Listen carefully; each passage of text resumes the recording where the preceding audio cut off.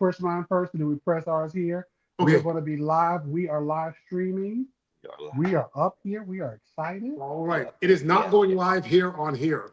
It's not going live here on here. Nope. There we go. Yeah.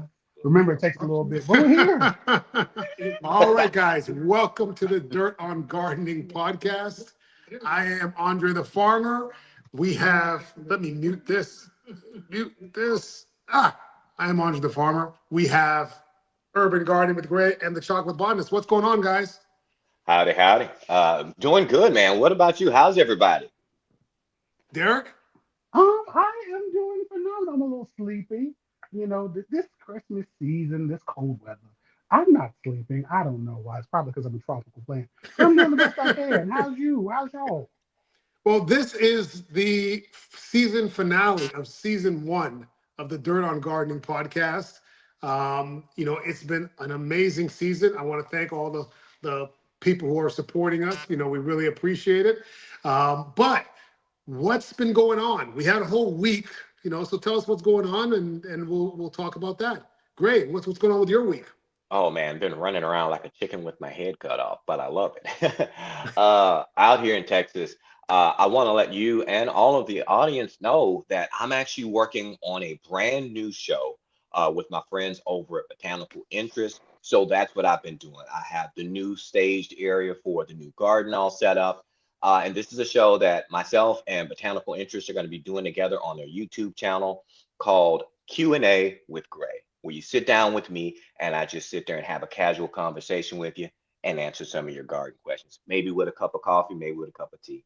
So that's what I've been working on. I'm super excited, really happy. 2026 is going to be a fun year. But what about you? What's been going on with you, brother? Man, I have been just busy in the garden. This was the first weekend that I have actually been home with nothing to do for a whole weekend.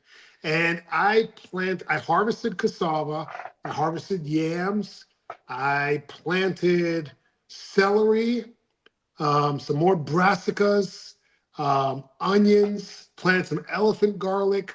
I have been basically doing everything in the garden because I am leaving for Mexico on Saturday and I will not be back until after Christmas.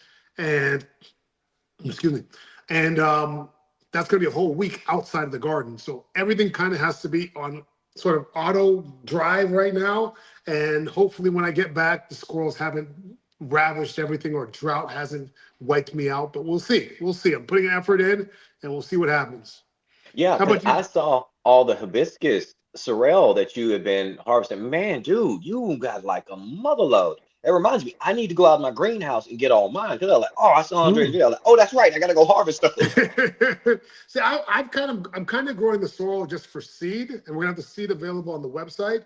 Because the problem with making a lot of sorrel to drink is that most of my family's not really gonna consume it, and it's a lot of sugar. You got to put a lot of sugar to make that thing really good, and I Mm. just don't want to drink my calories like that. I'm trying to lose 10 pounds.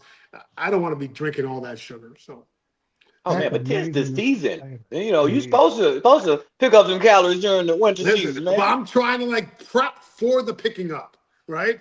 So you gotta like give yourself a little buffer so that when you Mm. pick up, you're back to normal, and then you can work that off in the new year. Oh, see, Hey, that's how I can tell you healthy. Because, see, I just eat and then I just hope for the best and cry in the mirror. hey, Derek, we need to just mail him a sweet potato pie A sweet potato pie I'm not a and sweet some potato pie, watermelon. but you know what? You know what? Here's and the some thing. catfish. Like Derek, no offense, you're just a big guy, right? Okay. No, no, like that's your frame, right? I guess that works. I No, guess so so. when you're a big guy, like everything sort of just fits and it looks normal, right? But when So you're just go like ahead. when Just you're keep digging that ditch. Just keep digging that ditch deeper I'm gonna and deeper, translate man. for y'all. I'm gonna translate for no y'all. What he said was he's a fatty McFascistan, just like my grandmama said. My grandmama told me I was too fat to live, and when it came to that, she was like, "You was just a heavy, but nutty no professor." But no, I am bigger. I am a bigger guy just wait because I'm wearing all this weight. But if I was to actually like slim down to where I was when I first moved down here, I'm big and tall, but I'm very wiry. It's You're just very petite. it's a lot of fat up here. There's a lot of No, fat but all over what I'm me. saying is, like, when I carry extra weight, it's just a little pot belly. It doesn't look good at all. Like, it's just, it doesn't look good at all. Whereas I when a see. big dude has just weight, yeah, oh, Yeah, that's he just a just big goes all dude. over He's me. just big and strong. Yeah, it does go all over me. I will take that. When I gained this weight, I was like, well, geez, but yeah, we're gonna keep going. So sweet potato pie. And in the words of Andre, enough of that. Sweet potato pie. We're gonna go ahead and talk about that. This is such a good time to be here with you all and to be celebrating again our first of many things, our first season finale, our first season done, our first time talking together over this season, all three of us together. It's just blessing me. So, you know It is. what? Tonight we wanted this show. Someone said, I'm pushing 300 pounds, power to the big boys. Yeah. And the cool thing is when you're pushing 300, you eat whatever the hell you want, whatever the hell you want, right? You don't worry You about do. You do. Right on. all right. So tonight we wanted to let this be sort of this is our finale. So we want it to be a show where, we have a few topics, but I want not fan, but audience participation. And I want you guys to sort of ask your questions and bring up the topics that you feel most you want to hear about. I know I have a specific topic that I want to talk about. And I posted a video today about front yard plants. And Mm, a lot of people in different parts of the country might not know what front yard plants are.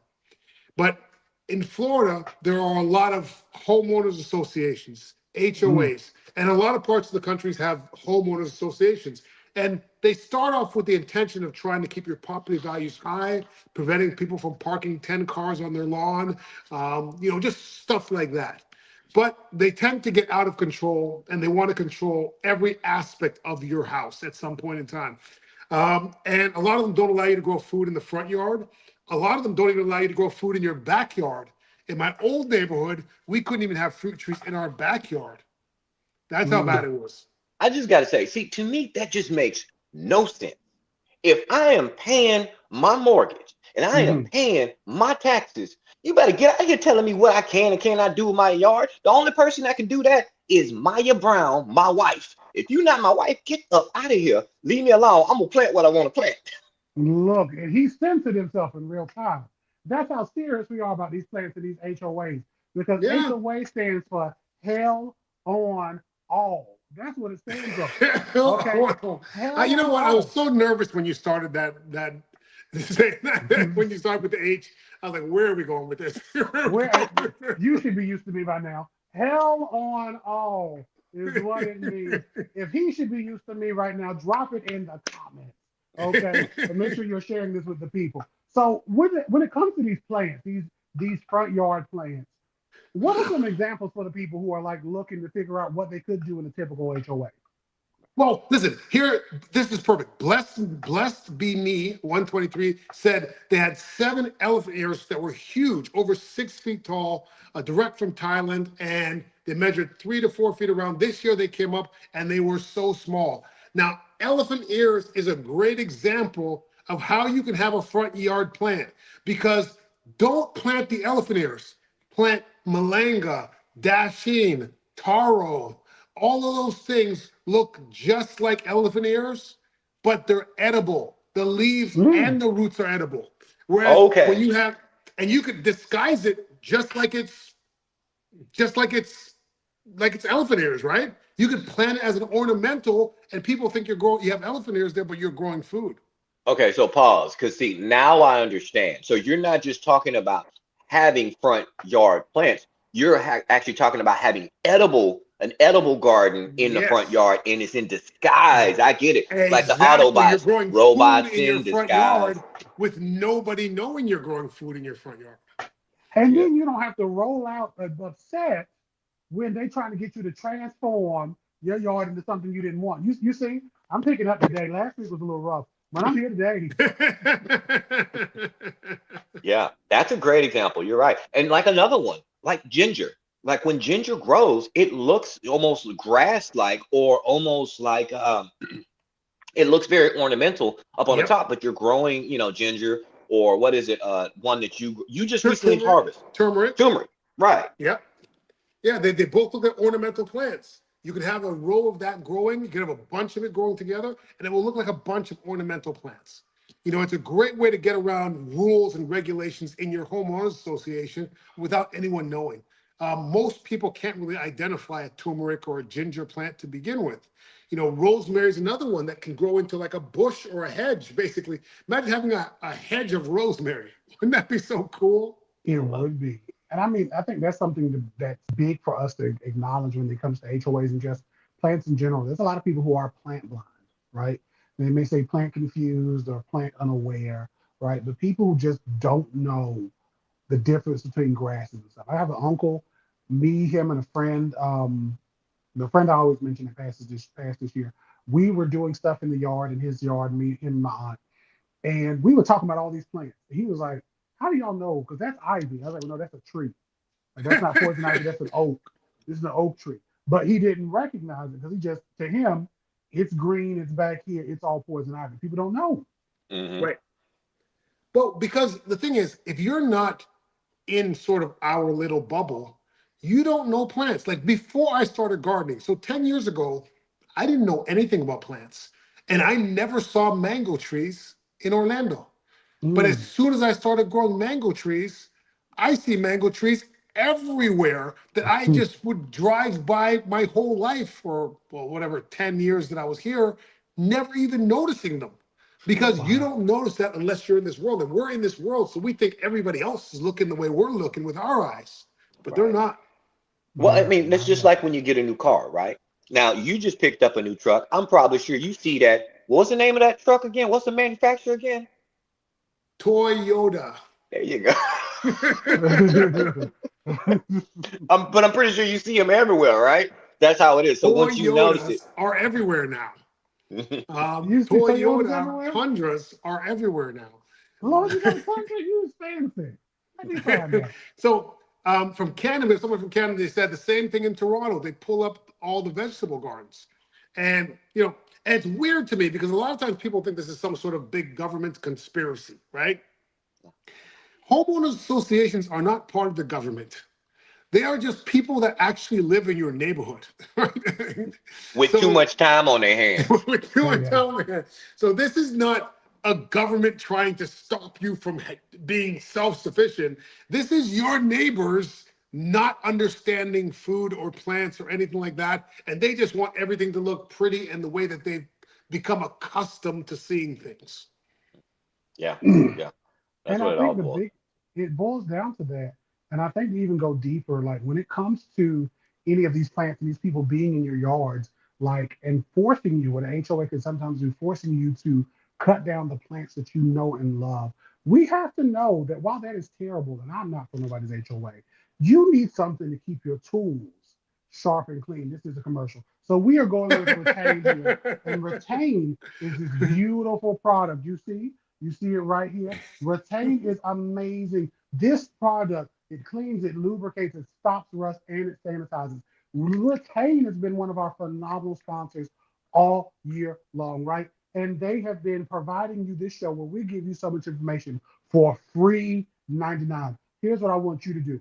Type retain in the comments, and I want you to follow the banner and go to retainsspray.com. You can also get them on Amazon and the Walmart. You know what? With that being said, you're right. Retain has been here since the beginning. So I got another task for you in the comments. If you've watched every single episode, if you've been here from the beginning with us, make sure you give us like a high five icon or something. I don't know the emojis, Yeah, emoticons, or whatever. do this one. Do this one. The Do, two hands. so we can recognize you. We want to give you a shout out because hey, we appreciate you guys coming here every week and hanging out with us. Because we know we're crazy. I know I'm a little bit crazy. So you come here and see us every week, and we appreciate So much They're appreciated. both crazy. All right. Mystery says, I was just about to plant edibles in my front. I guess I better ask the neighborhood Nazis. Giovanni's got to be a regular. I think he's been here all the time.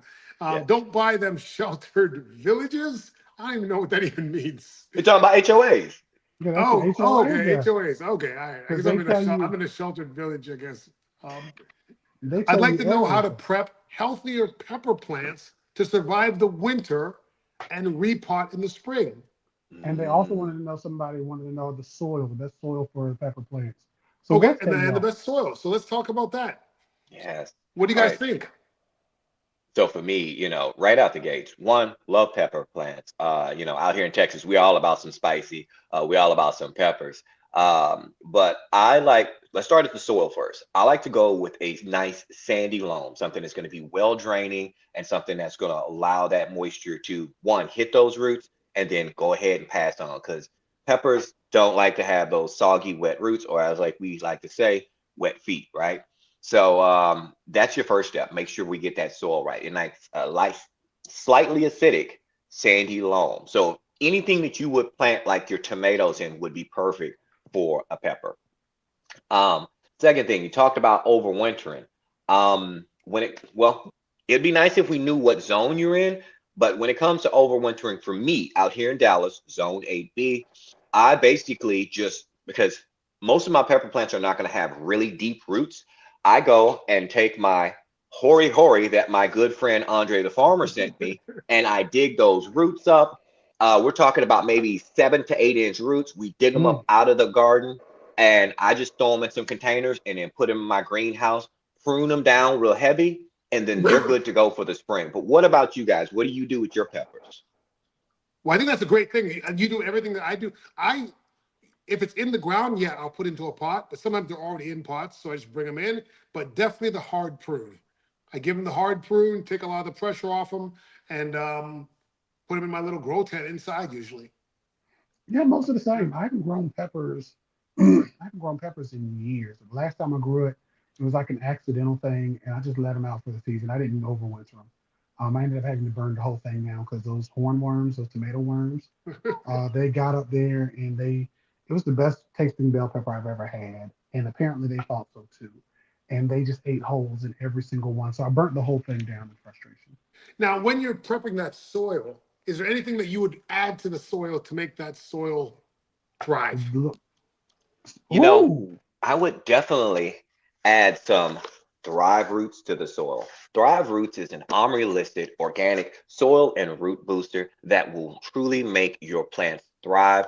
I use it for my indoor ornamental plants. I use it out in my garden. All I do is take a 60 milliliter capsule, or that's called a tablespoon, mix it to a gallon of water, water my plants like I normally do, and they look fantastic and it smells phenomenal. So they are available on thriveroots.com. And it's great stuff. I've used it down in Mexico, and I've definitely seen a difference in my plants ever since I started using it. So I'm a what are you big about to fan. say? I'd show mine, but mine is south of the border. Yeah, he got Um, about 2,000 acres. For the soil, so that Thrive is amazing, and I would use some slow release fertilizers.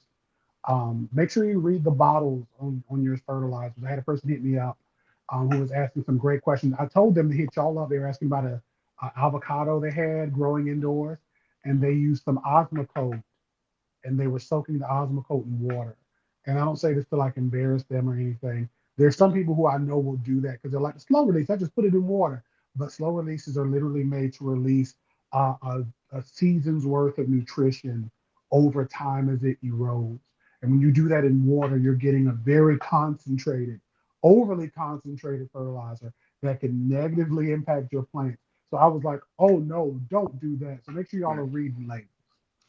and if I'm getting you right, if I'm understanding you right, so this is a granular fertilizer that over time, a bunch of waterings, little tiny bits of it get released over time, and they're just putting it in water to get it all out at once.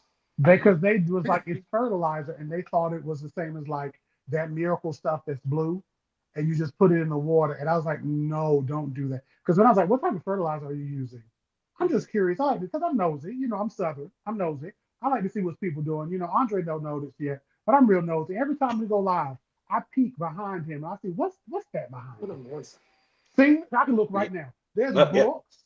I zoom in real quick and I'll be like, oh, what's that there? I take screenshots. He don't even know it. But with that, I asked the people what they use so that way I can be like, ooh, is there a new product I've not heard of before? And this person was using Osmocote, which I'm familiar with, Right. but they were using it in a way that I've known other people to do it. And I usually have to be like, hey, stop. But that goes back to something that I think we've touched on before in another episode.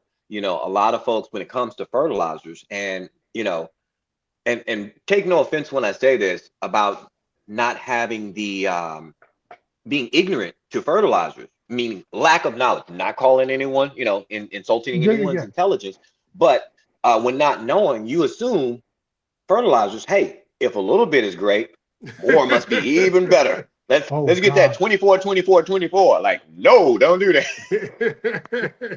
Now, I every have time you say those three numbers, I feel you got to tell people because people don't get the joke, right? They that. If you say don't. point 20, people don't know what you're talking about, but you're talking about the NPK. We're talking about the nitrogen, the phosphorus, and the potassium Yes. content of each of these things. So when you see those three numbers on your fertilizer bag, just know that that's nitrogen, phosphorus, and potassium.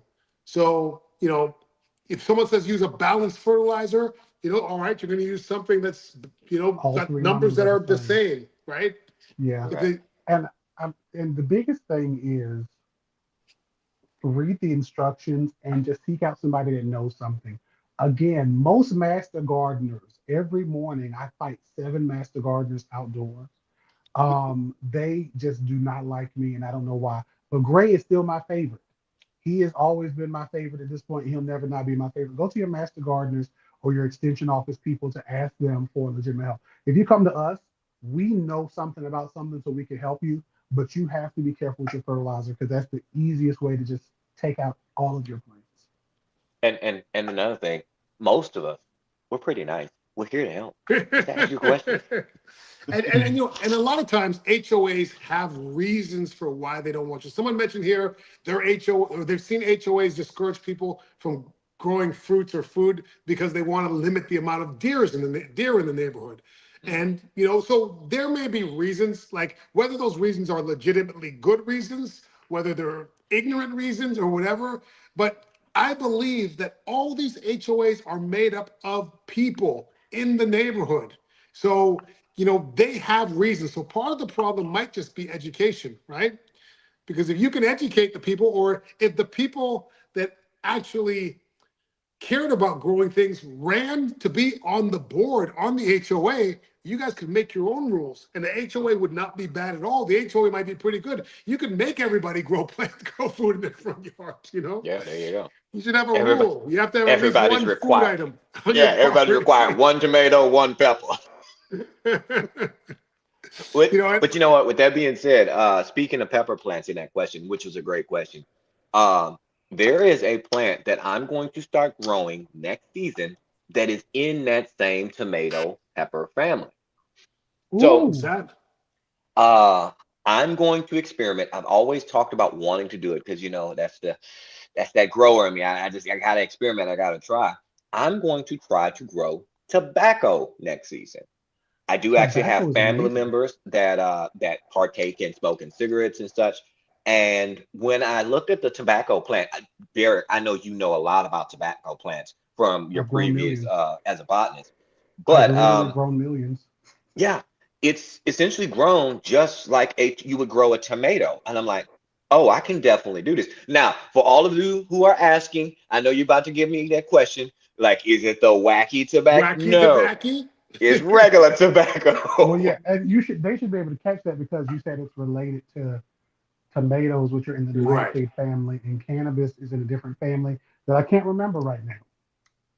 But keep Cannabinoids, right? Or going. something like that. So But yeah, you're going I'm, to be I'm excited, growing. man. I just want Do to you give it a know? shot, grow some tobacco, and see if I can. It's one of those things. It's like it's a challenge. I've never grown it before, so why not give it a shot? I like that. I like that. And that's my challenge is the rice. I've been trying to grow rice for a couple years now, and it has not worked out. This is going to be the year. This is the year my rice is going to work out. There's a friend of mine that grows rice, Bree Arthur. She grows it in like a self, like a closed, not closed, a pot with no holes, and she grows it like literally in her driveway. Hmm. Rice. I think I've seen her. Bree Arthur, she's my buddy. She's here in North Carolina. We should have her on one day.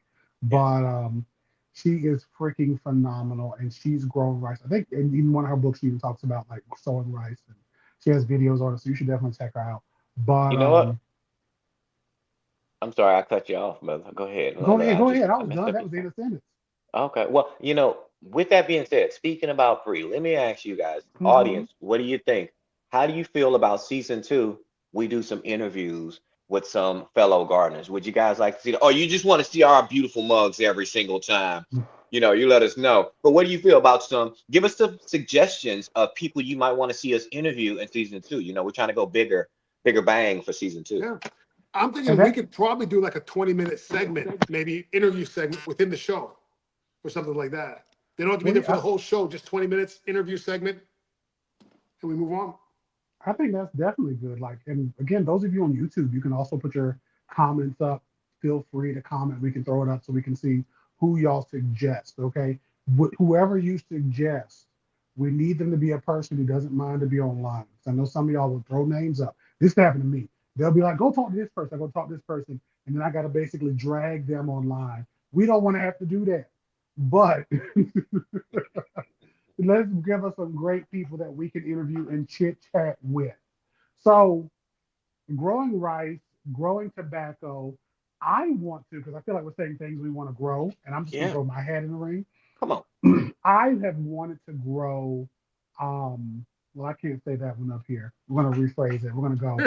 I have wanted to grow um, Thai giant colocasia on the frame of the elephant ears we were talking about earlier. Yeah. I have wanted to grow that for years. I had a couple given to me for free when I was at NC State, and I killed them. I wish I still had them because they would be just corms, and I would love it. But I would love to just grow those. And I'm going to grow hops. That's one thing that I would like to grow. I want to grow hops. Oh, you gonna Wait, start a little microbrewery over there, huh? Some hops. I really do because I'm thinking like it would be. It's a cool plant. It's a vine. I don't know what I thought it was, but it's a vine, and I mean it's amazing. So for you guys that don't know, hops is one of the hops and barley, wheat, is a lot of the active ingredients that's in your alcoholic beverages like your beers and so forth. So yeah. yeah, I mean, hey, call it the dirt on gardening brew. You know what? You know what I'm growing right now that is kind of a bit of an odd thing? It's wasabi. That's Dude, right. How is that? yes. It's growing like crazy. Like right now, like the thing is, it's in hydroponics. So it's in the little cup with the little mesh. So it can't really grow Hmm. big root. But now the root is starting to grow out of the thing, and the plant itself is probably this high. Like it's this high. Yeah. It's Like growing like it's wildfire. crazy. I It's saw growing it. like crazy. I'm gonna Yeah, post a dude. video tomorrow morning of the update on the wasabi. I'm posting that video tomorrow morning. It is growing like crazy. I And I love was that for just you. throwing seeds in the hydroponics because I'm tired of doing lettuce and cabbage and stuff that is cool because it grows, but then you have a huge mess at the end to clean up. And I'm like, I just want something a little cleaner. So I threw a bunch of wasabi seeds. I just went through my old seeds and just random stuff. I said wasabi, watermelon, and one of the watermelons came up. I didn't even use the way you call that stuff, the wool stuff, the Rock The rock wool. wool, rock wool. rock Mhm. wool. Ah, I put it right into the rocks, the little pebbles. Your substrate, yeah. Yeah, what do you call that that thing? is beautiful. Substrate. The Aleka. Oh, leca. Leca, leca. Mm-hmm. That's the word. I never Yes. can remember Mecca those like a words. high, mecca hiney ho. Yeah. I so am here for. yeah, so the watermelon, one of the watermelon seeds is growing, and I've got all this wasabi growing. So I also heard that wasabi's only good when you pick it for like a couple hours or something. Mm. Mm. It makes sense. I mean, just like with your herbs, right? When you're picking your herbs and harvest them, like it's better to harvest them earlier in the morning when the oils are stronger in them. So I could see that being plausible for your wasabi. I didn't know it was a couple of Understood. hours. I mean, that's a short window, but the logic check. Yeah, I got that's why the wasabi in restaurants is always like fake wasabi, right? It's like horseradish with Vicks mixed in or some nonsense. He Well, said I Vince. think it's because it's cheaper. I think it's cheaper to do it that way because there's a lot of food where they'll be like, it's supposed to be almonds or some type of nut, and they just use like peanuts Yeah. because it's just a cheaper alternative. There was a Netflix series called Rotten that talked about like food and other stuff. You also watch it if you haven't seen it. I think it's called Rotten Rotted, something like that. It was on Netflix. And just in short, never buy peeled garlic if it comes from China. That's all I can say because what they do to peel that garlic is disgusting. But what we have here, there was one person who asked, and we talked about it, but I don't think we gave them an answer about their elephant ears and how to make them grow back. And they were asking, like, they have these bulbs, they put them in, and they just keep getting them less and less. Elephant ears, colocasias are in the aroid family, and these outdoors, depending on where you are generally going to love like a good, rich soil. They want something they can get their roots in, and they want to be able to drink water. They don't necessarily want to be like underwater, right? They don't want to just be soaking forever, but they do want to be in an area that can retain a decent amount of moisture or have you be able to water them. And especially those that you were saying they're growing, you might need to fertilize or do a soil test to see what they would need. So that would be my suggestion on getting your elephants to come back because they do require to build that bulb energy, which is in the form of fertilizer and water. Okay. And I think Gray is grabbing some elephant ears. Are you grabbing some? Well, no, because my elephant ears are actually in my master bath, so I don't want to go that far away. But one of my That's advice. about 2,000 yards because he lives in a mansion. Go ahead. But I do want That's to. like 2 kilometers. But I do want to show for the question that we had about the elephant ears. My alocasias are in my master bath, and I want to show you a pot that I used for them. I would definitely recommend like a terracotta and something that's going to give that constant moisture. Now, this here is my Monstera albo, which is doing great, but my alocasias are in a very similar pot. So this is a terracotta pot. Let me pull it out, and it's sitting in a plastic container. It's sold like this. I bought it from Walmart at the end of the growing season, so it's like $6. But I pour my water into this plastic reservoir, and because of the properties of terracotta, the moisture is able to slowly seep in, doing a slow release of the water. That way you can keep that even moisture that your alocasias and some of your heavy drinkers like to have without getting very soggy roots. So I would say if you are going to be doing something in the front yard, if you have it in your budget, maybe try to look into a terracotta, something that's going to be porous, that's going to allow that moisture to not just sit there. Now, let me ask you a question. You said that was a Monstera albo. What's the difference between that and a Thai constellation? So show. No, Derek, you go ahead. I'll show the picture and you explain. Yeah, so you're up. So look, Thai constellation doesn't have those kind of striations or whiteness.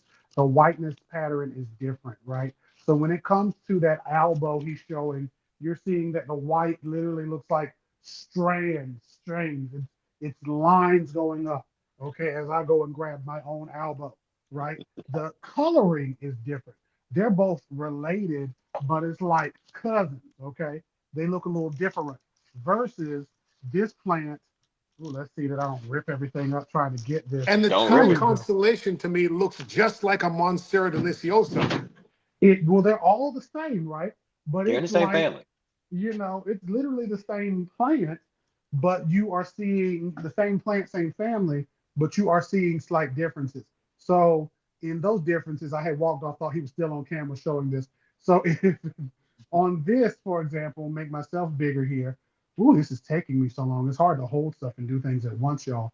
I'm so multifaceted. When it comes to this plant here, this is your Monstera Thai constellation. Now it looks a little worse for wear because it's like right under a grow light, and I've not been giving it enough silicon to make it where it won't like burn, because life, right? But if you can remember what his plant looked like, it's a whole different shaboing. There's actual just dots here up here. Yeah. I'm trying to make sure Okay. it's show To right resemble here. like a constellation of stars. So it's more spotted and dotted as opposed to striations I and got those you. I got variations. you. Yes. But let me ask you a question. Can the Thai constellation, can it produce a fruit like a Monstera deliciosa? I believe so. I've seen people Yeah. sell them online. Like the Yeah. Really? From the constellation, Thai? the constellation from the elbow, they will be like, and some of them, and it could just be Photoshop. Sometimes I'm able to pick it out, but they'll look variegated. So Oh, yeah, that would be cool. But the only thing, Mhm. it's going to take an extremely long time because with all those genetic mutations, because that's what we're talking about with the Tycon and the Albo and the all the different variations of Monstera that you have, they're all genetic mutations. Right. And with those variegations, those white spots that you get, those are where the plant is not getting enough. It's not photosynthesizing. It doesn't have enough chlorophyll in it. Right. So it's going to grow slower. So even just to get that plant, I mean, I've had that plant for a solid year now, and that's how big it's gotten since the original. So it's going to grow slower, so it's going to produce that fruit slower. But it does have the potential to fruit. That would be a really cool fruit. I think that'd be pretty cool. Mhm, Now mhm. we had another question. We didn't quite finish this other question too with Janu. Yeah. How hard do you prune your peppers before putting them away? So we're still talking about overwintering. Overwintering, yeah. I take them down to about maybe 6 to 8 inches from the soil line. That's how hard I prune them down. Now, Andre, I know you're like the extreme pruner. You like heavy handed. What do you do? Like you like a little nub? That's how No, much you go. I take off all thin branches basically off, and I kind of leave it the structure of a bit of a little mini tree there. Mm, But I don't go too crazy with it. yeah, Yeah, so yeah, that's about it. I'd probably do the same thing. yeah. We had another question. Someone asked about fertilizers. They have different trees, like they have citrus trees, avocado trees, Barbados cherries. Do they need to use different fertilizers for each? No. Uh, I'm I gonna mean, say yes yes. and no. Yeah, yes and no. Because like with your citrus, you're gonna have like a different thing that citrus trees are gonna require. I mean, for instance, my Myers lemon, I do have a citrus food that's gonna be a little bit higher on what's the breakdown? Hold on just a second. Let me take a look. See. The NPK. Yeah, looking at the NPK. So I'm at like a 6.46 on my Hmm. citrus fertilizer, right? So that's going to be 6 on your nitrogen, 4 on your phosphorus, and then 6 on your potassium. So that's kind of pretty much the makeup I make for all my citrus. I'm not going to do the same that I would do with like a peach. You know what I mean? So it is going to break it up just a little bit. But I mean, at the end of the day, I don't want to make it seem overly complicated when you're gardening. Like, oh man, I have all these different trees. I need to get each one need their own meal. You don't want to become a sous chef in your kitchen where you're making up all these different meals, right? So long as you just go in moderation, you should be just fine. And making sure you're following the plant's natural growing season too. That's one thing. We're in the middle of winter pretty much throughout the United States. And this is the time you should not be really fertilizing at all because most of your plants are going to be going dormant. They're going to be using less energy. So going back to that pepper, right? The reason why when we're overwintering, we're pruning down all those leaves and everything is we're trying to redirect that energy into that root stock. We don't need you producing fruit and leaves right now. We just want you to just cultivate those roots, you know? So yeah, so when it comes to your fertilizer, just go something, across the board that you can pretty much use all something that's slow release if your season dictates, but just don't go crazy with it. You know what I mean? Yeah, yeah. All I my agree. trees are getting the same stuff. That's what I'm saying. Yeah. I know you could optimize each thing with the optimal, but and maybe if my margins were tight, like maybe if I needed X amount of fruit each year to Well, survive, or yeah. else we're not The going to make it growing through the degree. winter, or we're not going to meet our quota. But I'm just doing this for fun. So everything is getting the same stuff, and there's only marginal differences between the formulas of these things anyway. So I personally I am way too lazy to be giving each tree its own fertilizer. It's not Same. happening on my watch. Like Yeah. it's either full strength or half strength for me, and it's usually half strength indoors, full strength outdoors. And again, you can get very specified, but like it is what it is. Yeah. Right. And Because most like of my trees are especially getting, sorry, go ahead. no, I was just gonna say, especially going back to what you were saying about like if you're in a tight window, like all three of us are in southern regions. I still say Florida's not the South, but we're in southern regions of the United States. If you're somewhere like in Montana, right, and you have a very short window, maybe you do need to optimize your fertilization and your growing schedule because you have a very short window of when you can grow. So it's just going to depend on your region and what works best for you and your budget. Right. And most of my trees are getting a lot of chop and drop anyways, right? They're getting a lot of Mexican sunflower, a lot of grasses, a lot of, things like that. So they're getting a lot of other plants as their fertilizer anyway. So there's not a lot of, maybe they get some fish emulsion every now and then too. So yeah. My favorite fish emulsion. The joke is when you plant for yourself, you plant for the thief, and you plant for the animals. I always heard that you plant for your family and friends as well. But yeah, you got to plant more than you need to eat because, everybody's getting gonna try to take a share of that there. Everybody getting Um, something. let's They see. all are. And when we do get something, like if you're growing like fruits and vegetables, especially on all the acreage that Andre has, I know that you should be growing all of the plants that you need to make yourself a good, healthy meal. You know what I Yeah. mean?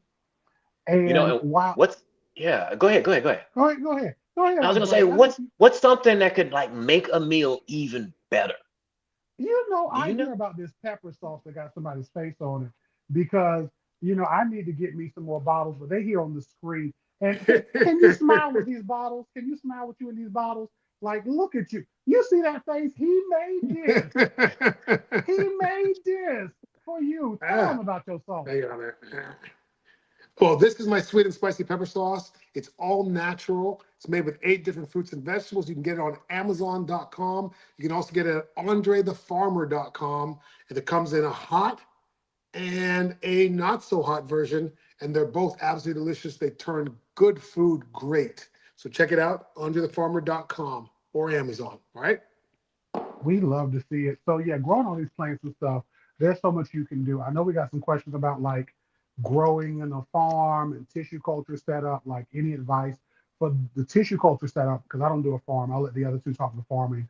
When you talk about the tissue culture setup, any plant that you want to do for tissue culture is any plant that you are going to be excited to grow. Tissue culture can be very tedious.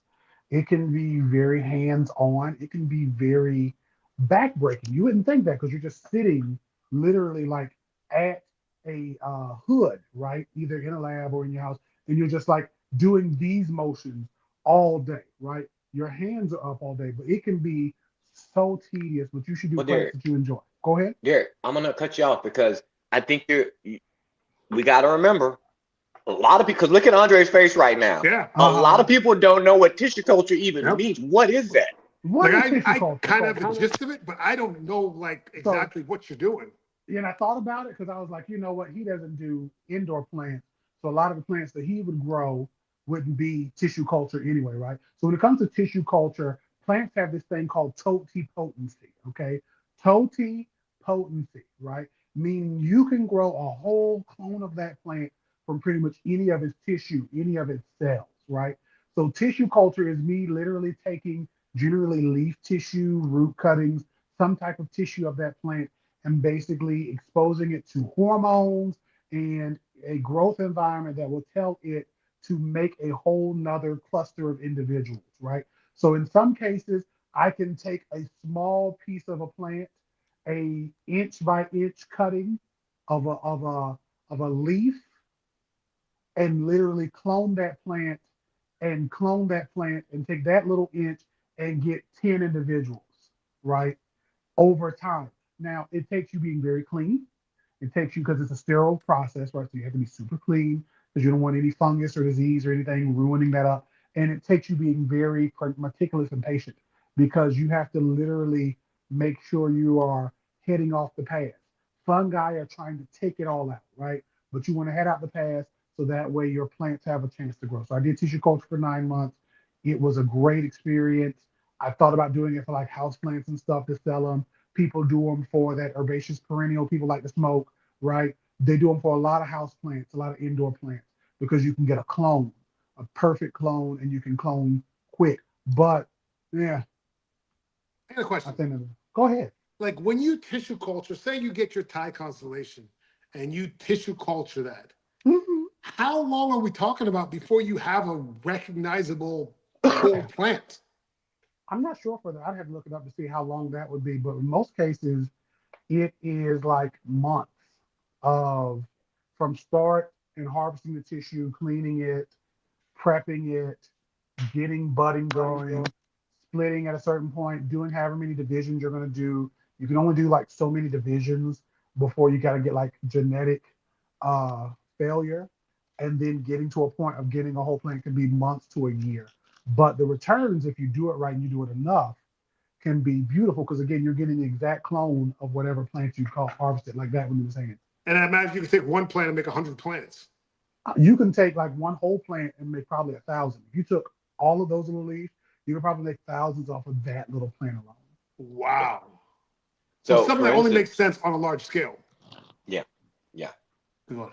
It's a lot of upfront investment, you know, and a lot of work that goes into it, but you're hopefully you're going to get a good return on your investment. For instance, this is a Thai constellation that my wife got me last year for my birthday.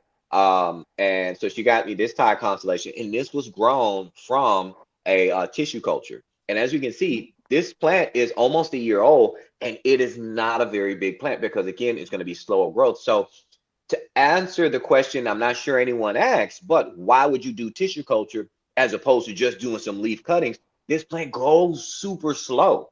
So if I'm a nursery or if I'm trying to make money off this, doing tissue cultures where I can take and make thousands and have them all growing at the same time, as opposed to just like a leaf cutting or something like that, that's going to take months. And then I got to wait for this to become a bigger plant. It's a whole process. Right.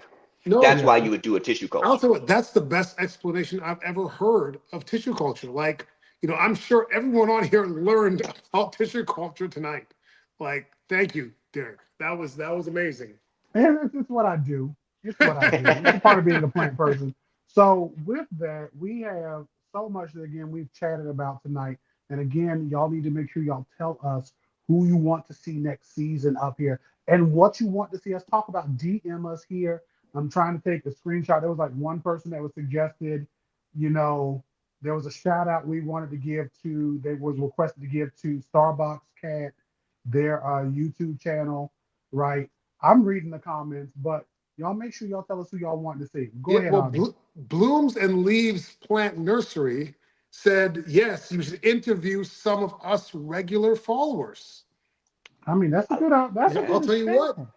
I don't mind that at all. Maybe, each month, 1 week we pick a follower and they're the person interviewed. Yeah, That's I easy to like do. that. Do like Yeah, an that's a onboarding great idea. form. That's really easy. That's cool. See, smart All people. right. This is why I'm up here with y'all. Now look, all I say is don't ghost us when it's your turn to come up. Like, all right, we're gonna interview you. You'll be like, oh no, I'm nervous. You'll be nervous and I'll be banging at your door. You'll be boom, boom, boom. It's me. I'm outside with a camera. Open up. Ooh, like those old publisher clearinghouses. We come there with a big check, right? This is All right. great. JLBC, Jen. Jen. Do you guys have a lot of humidity in your house? Like, how are you growing these plants? Because my Swiss cheese does just fine inside, but my Deliciosa and several other plants have just wanted to die inside. Mm. So, are you guys keeping Mm, track of your humidity inside in any way? I Derek, think explain I'm. your setup, because don't you have something? I do. One of my things broke, but it's I think 73% RH. So you can do, and that's relative humidity. Relative humidity is like how much water vapor is in the air. So the closer you are to 100%, that means it's like raining or you're It's underwater, raining in your house. right? You know, 73% is like, and like I try not to get too much water in here, but the plants they put out water vapor and life just be life, Transpiration. and so Mhm. it's amazing. But yeah, it's like 73% in here. My plants love it. I have different setups where they're by themselves or in an aquarium, and they are enjoying it. So like, if you have the opportunity to get you a little RH meter, especially something that can connect to the Wi-Fi or something, and that can Mhm. report to you what's up, like I definitely encourage all of you to track what's going on within your house and in your plants. Okay. Now, I will J- say, I do not monitor my humidity because, as you guys may be able to see, we're in my plant room here. And in the plant room, the way I conquer and have the humidity I need is plant density. I have so many plants in here. In this room alone, I know you can't see everything in here. We're probably looking at about a good 150 plants in here. So I have Ooh, a What? yeah, seriously. I mean, I hold on. We got to pick up the camera. You we guys got got to to see pick up this. the camera. We got to see All right, let me move my hand out the way. All right, we got, I mean, just a smorgasbord of plants this. Oh my all over the goodness. walls, growing on the ceiling. I mean, I like my plants, yo. So, I mean, my ivy, What do she you needs a do when little you honey. go on vacation? I just water them before I go. I was about to say that's what you do. Yeah. You Yeah. don't And you plus, don't go for longer than a week. yeah, I'm not gone for longer than a week. So I just water before I go. Okay. And, or, I got a buddy that lives down the street. This is the great thing about having a garden community, right? I got a buddy, he lives about 2 or 3 blocks down. I call him up, like, hey, go water my Monsteras for me. He's like, all right, I got you. But now going back to humidity, I will say something. All right. This is cool because Hmm. many of you know that I just got a new greenhouse. It is a portable greenhouse by the makers over at Haven Outdoors, and it actually has a humidity monitor in there. This is my first season using this greenhouse. And so when Derek was talking about the RH, right? 70% RH, your relative humidity, dude, in my greenhouse right now, it's about 72% humidity. It's like a tropical rainforest in there. And my elbows, my ferns, my tomatoes, they are all loving it. When I go in there and I just kind of tap the greenhouse, it's like rain. Nice, nice. That is awesome. That's awesome. Now, speaking of awesome, Mhm. Sonia's Oh, bug spray. This stuff is amazing. It's all naturals made with lemongrass. I don't go anywhere without this. I have this here. I have this in Mexico. Anytime I go on vacation, this is the one thing that I don't forget to bring. It's made with lemongrass and all kinds of all natural things. You can get it at soniasbugspray.com. You can also get it on the TikTok shop. And when I tell you this stuff feels and smells like lotion, this stuff is amazing. I hate to even call it bug spray because it doesn't feel like bug spray. It's also a great after bite as well. If you do get bit, put this stuff on it. You'll feel much better. Sonia's Bug Spray, soniasbugspray.com, or on the TikTok shop. and it smells great too. Smells awesome. Now, Jen said, I don't know if this is a misprint or not, but Jen says, I have a corn plant that is flowering right now. I've never seen that. And my stepmother gave it to me, just told me the plant is 38 years old or more. Mhm. That makes sense. Corn? Yeah. Yeah, like the corn plant, which is a Dracaena. So not corn plant Oh, so it's not corn. outdoors. No, not corn Okay, I'm edible. like, corn? Corn How do you have a Dracaena. 38-year-old corn? it's, it's just a Dracaena. So it's in the same family as Sansevieria. Mhm. Sansevieras have been moved to that family, Dracaena or Dracaenas. They got all multiple ways to say it. But very slow growing plants, very old plants. One thing you should do, and Gray is showing us one, this is great.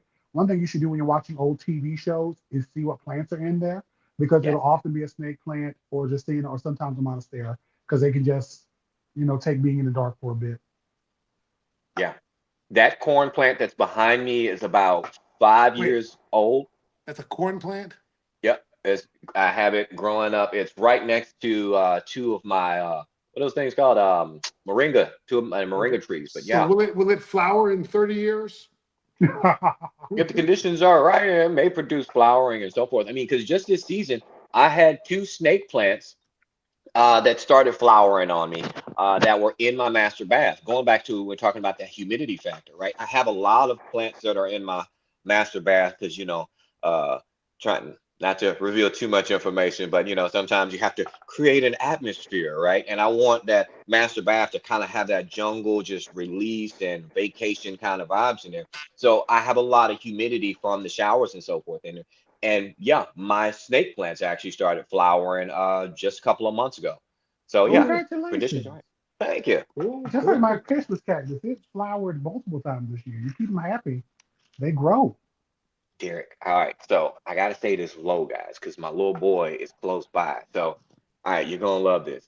We were out Christmas shopping Uh-huh. and we're walking through the Walmart and we're picking out gifts for his mother and so forth.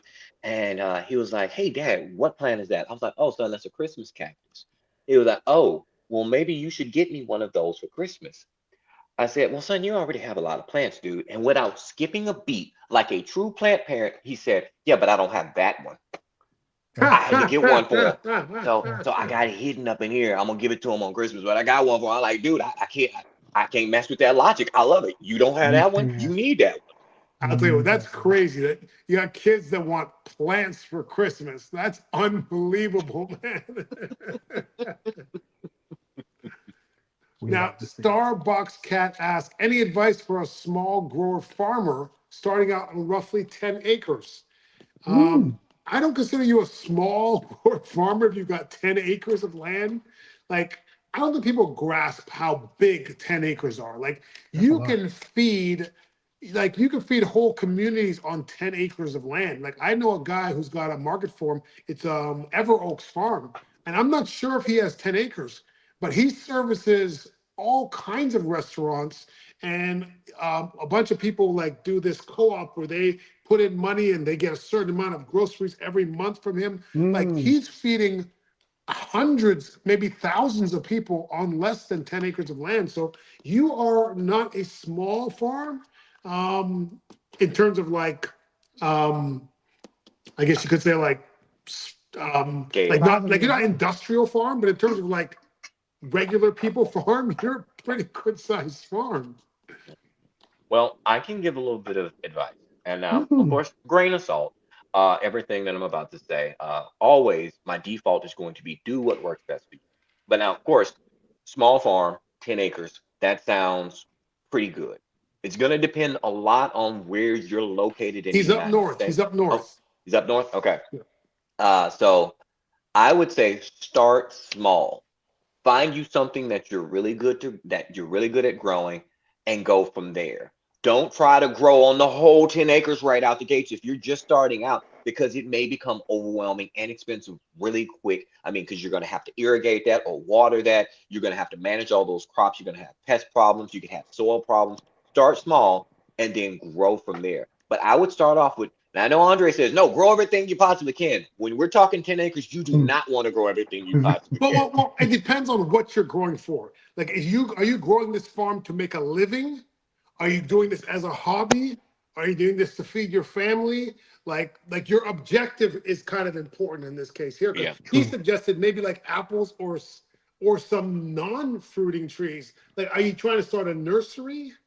Because Um, if they're doing apples, that makes sense up north. He's going to probably get the chill hours that he needs for apples. Oh yeah, he can grow apples True. easily up there. That's no problem at all. But are you trying to sort of, because he said some non-fruiting trees? Like, I'm thinking, like, are you just trying to like have a nursery where you're selling trees?